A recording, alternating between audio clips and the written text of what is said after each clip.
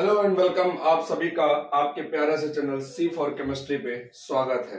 आज हम लोग क्लास 11th का एक बहुत ही most important chapter redox reaction में ये जानेंगे कि कैसे किसी कंपाउंड में किसी एलिमेंट का ऑक्सीडेशन नंबर हम जान सकते हैं। ठीक है, बहुत ज्यादा क्वेश्चन पूछा जाता है कि सपोज करिए हमारे पास लिखा है KMnO4, ये एक कंपाउंड लिखा है पोटेशियम परमैंगनेट, और आपसे पूछा जाए कि हाँ Mn का ऑक्सीडेशन नंबर बताइए। तो किसी भी चीज का ऑक्सीडेशन नंबर जानने से पहले हमें पर्टिकुलर उन एलिमेंट की वैलेंसीज पता होनी चाहिए। तो वैलेंसीज आपने सीखी हुई हैं जनरली। बाकी एक बात आप ये जानते होंगे कि दुनिया में जितने भी एलिमेंट होते हैं उन सबकी जो वैलेंसी होती है वो उसका ऑक्सीडेशन नंबर होता है, लेकिन सभी का ऑक्सीडेशन नंबर उसकी वैलेंसी कभी नहीं होती। मतलब कभी नहीं होने का मतलब है कि वो हो सकती है और नहीं भी हो सकती, दोनों बातें। आइए देखते हैं जरा कैसे। जैसे KMnO4 है, KMnO4 में हमें Mn की ऑक्सीजन नंबर निकालना है तो K की वैलेंसी होती है +1। Mn जिसका निकालना होता है उसको X मान लीजिए। O का जो वैलेंसी होती है -2, नीचे 4 लिखा हुआ है तो *4, और इस पूरी वैल्यू को आपको 0 के बराबर मान लेना है। हम लोगों ने मैथ में पढ़ा हुआ है, ठीक है, coordinate equation ax² + bx + c, और इस पूरी इक्वेशन को किसके बराबर मानते हैं? 0 के बराबर मानते हैं। तो वैसे इसको भी 0 के बराबर मानिए। 1 + x 4 2 8 -8 = 0। x माइनस में से ये गया 7 = 0। x = 7। मतलब जो Mn का ऑक्सीडेशन नंबर है यहाँ पे वो कितना होगा? 7। ठीक, एक और एग्जांपल हम लोग ले लेते हैं।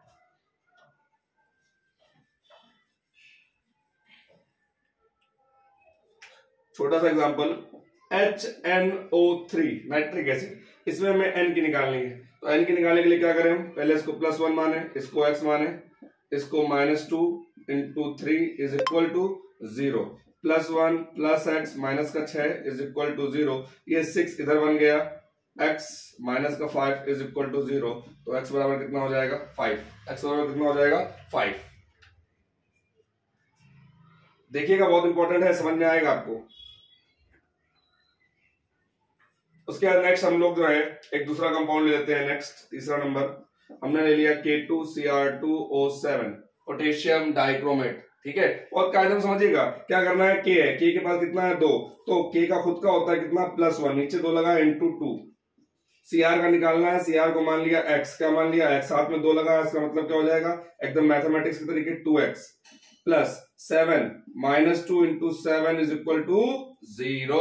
पूरे को इक्वेशन को किसके बराबर माना? 0 के। तो ये 2, ये आपका 2x, और ये हो जाएगा -14 = 0। 14 माइनस का 2 प्लस का, तो 2x - 12 = 0। 2x = 12, 2 से 12 कट गया तो x की वैल्यू कितनी आ गई? x की वैल्यू आ गई 6। तो हम लोग क्या सीख रहे हैं? हम लोग यही सीख रहे हैं कि पर्टिकुलर किसी एक कंपाउंड में कैसे हम उसके एटम का या एलिमेंट का ऑक्सीडेशन नंबर निकाल सकते हैं। और एक एग्जांपल देखते हैं।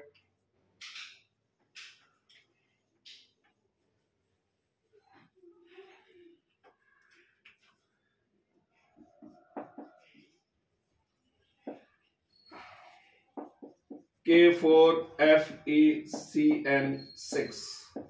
अब K4FeCN6 में हमें Fe का ऑक्सीडेशन नंबर निकालना है। तो K का +1 होता है 1 × 4, जिसका निकालना है उसको x मान लिया, और Cn का ऑक्सीडेशन नंबर -1 होता है तो -1 × 6, टोटल का नंबर कितना? 0। तो ये हो गया आपका 4 + x -6 = 0। x -2 = 0। x की वैल्यू कितनी आ गई? 2। आपने पढ़ाई होगा Fe डबल प्लस होता है। अब अगर हमने यहाँ पे 3 कर दिया, यहाँ पे 4 था तो फॉर्मूला क्या था? पोटेशियम फेरोसाइनाइड, और जैसे हमने यहाँ पे 3 किया फॉर्मूला बन गया पोटेशियम फेरिसाइनाइड। अब यहाँ 4 की जगह आप क्या कर दीजिए? 1 × 3, तो यहाँ भी 3 हो जाएगा, और 6 में 3 जाएगा तो यहाँ भी 3 हो जाएगा, और आंसर भी आपका कितना जाएगा? 3। मतलब पोटेशियम फेरोसाइनाइड में Fe की वैल्यू या Fe का ऑक्सीडेशन नंबर +2, और पोटेशियम फेरिसाइनाइड में Fe का ऑक्सीडेशन नंबर कितना आएगा? +3। बच्चे बहुत कंफ्यूज होते हैं, इसलिए Fe डबल प्लस भी होता है और Fe triple plus, ferrous and ferric. ठीक, आगे देखते हैं। अब सपोज करिए कि हमें इन्हीं नंबरों में कुछ दिख जाए आयंस वगैरह। जैसे सपोज करिए हमें दिख जाए HSO4 और ऊपर लगा है माइनस, हाइड्रोजन सल्फेट आयन। अब अगर किसी आयन में प्लस और माइनस, ऑब्वियस सी बात है, आयन है या तो प्लस होगा या तो माइनस होगा। अब उसमें पर्टिकुलर किसी एलिमेंट का निकालना है, तब क्या करें, जो ये ऊपर का नंबर है इसको देख करके कंपैरिजन कराएं। मतलब अब जीरो नहीं लगाएंगे। अगर आप सपोज करके हमको x का निकालना है तो h का +1 होता है, s को x माना, यहां -2 × 4, और जो भी हम लोग जीरो करते थे अब ये जीरो नहीं करेंगे, यहां माइनस लगा हुआ है तो माइनस का कितना हो जाएगा 1। अगर डबल माइनस होता तो माइनस का 2, सिंगल प्लस होता प्लस का 1, डबल प्लस होता प्लस का 2। तो ये प्लस का 1 प्लस का x, 4 2 8, माइनस का 8 इज इक्वल टू माइनस का 1। अब क्या करें, माइनस का 8 प्लस का 1 तो x - 7 is equal to minus का 1, x is equal to minus का 1 उधर गया, प्लस का 7 साथ में से गया, x बराबर 6। अब यहां पे जो s का ऑक्सीजन नंबर है वो कितना आ गया, 6 आ गया। इसी प्रकार नोट करते जाइएगा तुरंत। इसी प्रकार हम आपसे कह दें PO4 डबल माइनस। अब PO4 डबल माइनस में P का निकालना है आपको, तो क्या करें, इसको x मान लें, ये आपका -2 × 4 इज इक्वल टू ऊपर माइनस का 2, ये x, ये हो गया आपका -8 इज इक्वल टू माइनस का 2, माइनस का 2, 8 उधर गया, ये देखिए x की वैल्यू कितनी आ गई, फास्फोरस का कितना हो जाएगा, प्लस का 6। तो इन सब तरीके से हम पर्टिकुलर किसी भी आयन का या किसी भी कंपाउंड का ऑक्सीजन नंबर निकालते हैं। और देख लीजिए H3PO4, इसमें P का निकालना है, ऑर्थोफॉस्फोरिक एसिड। तो ये आपका प्लस का 3 हो गया, ये प्लस का x हो गया, ये माइनस का 2 × 4 और यू इज इक्वल टू 0। तो ये प्लस का 3, ये प्लस का x, ये माइनस का 8 इज इक्वल टू 0, ये आपका माइनस का 5 इज इक्वल टू 0।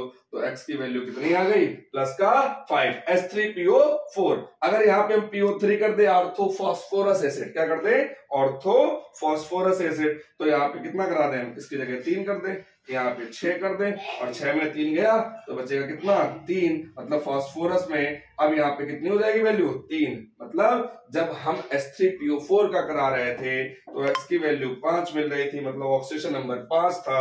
इसके लिए H3PO4 ऑर्थोफॉस्फोरिक एसिड में x की वैल्यू 5 और H3PO3 में ऑर्थोफॉस्फोरस एसिड, ऑर्थोफॉस्फोरस में x की वैल्यू 3। इसी प्रकार हम अगर बात करें,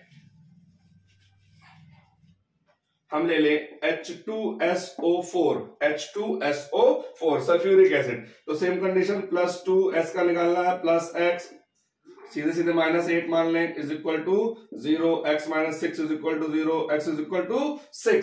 तो H2SO4 में S का ऑक्सीजन नंबर कितना हो गया, 6, और इसी को H2SO3 करते हैं सल्फ्यूरस एसिड, तो ये कितना हो जाएगा, -6 कितना हो जाएगा, तब ये कितना हो जाएगा, -4, ये कितना हो जाएगा, +4। H2SO3 में x की वैल्यू कितनी आ जाएगी, 4। तो ये सब तरीके होते हैं जब हम पर्टिकुलर किसी कंपाउंड से किसी एटम का ऑक्सीडेशन नंबर निकालते हैं। कुछ ऐसे भी एग्जांपल आपको मिलेंगे जो जनरली नहीं निकलते हैं, उनको स्ट्रक्चर से ही निकाला जाता है। तो जरा देखते हैं, एक मैं आपको स्ट्रक्चर देता हूं, एक कंपाउंड देता हूं CrO5 क्रोमियम पेंटाऑक्साइड, ठीक है। अब इसका हमें अगर निकालना है, इसमें क्रोमियम का निकालना है, तो हम क्या करें, इसका x मान लें, ये आपका -10 हो जाएगा, x बराबर 10। क्या किसी भी नंबर का ऑक्सीजन नंबर 10 हो सकता है, बिल्कुल नहीं होगा, किसी भी नंबर का ऑक्सीजन नंबर 10 नहीं होगा। तो इस प्रकार के जो होते हैं उनके लिए स्ट्रक्चर फॉर्मेशन होता है, कुछ फॉर्मूले होते हैं, ये फॉर्मूले और ये स्ट्रक्चर हम अगले वीडियो में सीखेंगे। आज के लिए हमने जो एक नॉर्मल वीडियो है वो इसलिए बनाई थी कि आप लोग ऑक्सीजन नंबर को समझ सके। ऑक्सीजन नंबर जो है उसके समझने की नॉर्मल ट्रिक आज हमने आपको बताई। अगले वीडियो में हम समझेंगे कि स्ट्रक्चरल फॉर्मूला क्या होता है, या जिसके ऑक्सीजन नंबर नॉर्मल फॉर्म से नहीं निकलते हैं, एवरेज निकलते हैं, उन एवरेज का सही तरीका क्या होता है। आज की वीडियो में इतना पर्याप्त है। वीडियो आपको कैसी लगी कमेंट करिए, शेयर करिए और सब्सक्राइब करिए। आज के लिए इतना पर्याप्त है। Thank you so much.